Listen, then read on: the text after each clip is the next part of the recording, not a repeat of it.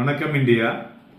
Behavioural ஃபினான்ஸில் இன்றைய தினம் நாம் பேச இருப்பது ரீசன்சி பயாஸ்.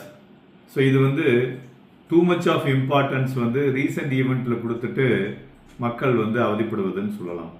அப்படின்னாக்க ஸோ என்ன நடந்தது இப்போ அதையே பார்க்குறாங்களே ஒழிய ignoring the long term picture.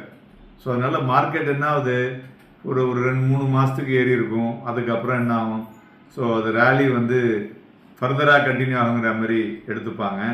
இல்லை மார்க்கெட் ஒரு 6 மாதம் விழுந்திருக்கும்.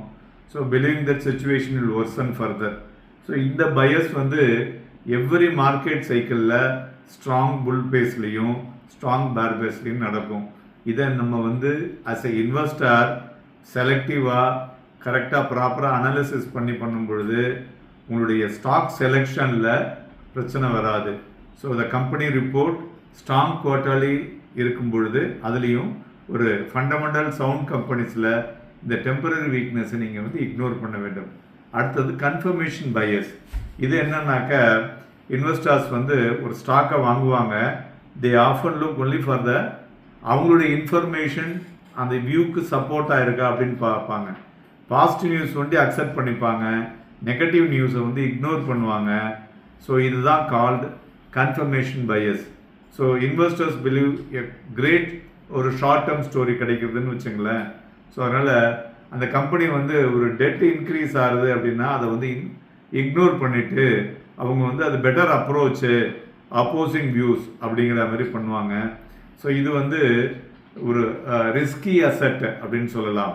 அடுத்தது over confidence in bull market. Bull மார்க்கெட்டில் ஈவன் ஒரு ஆர்டினரி டெசிஷன் கூட லுக் பிரில்லியண்ட்டாக தோணும். அதனால் என்ன பண்ணுவாங்க, ஓவர் கான்ஃபிடென்ட் ஆவாங்க.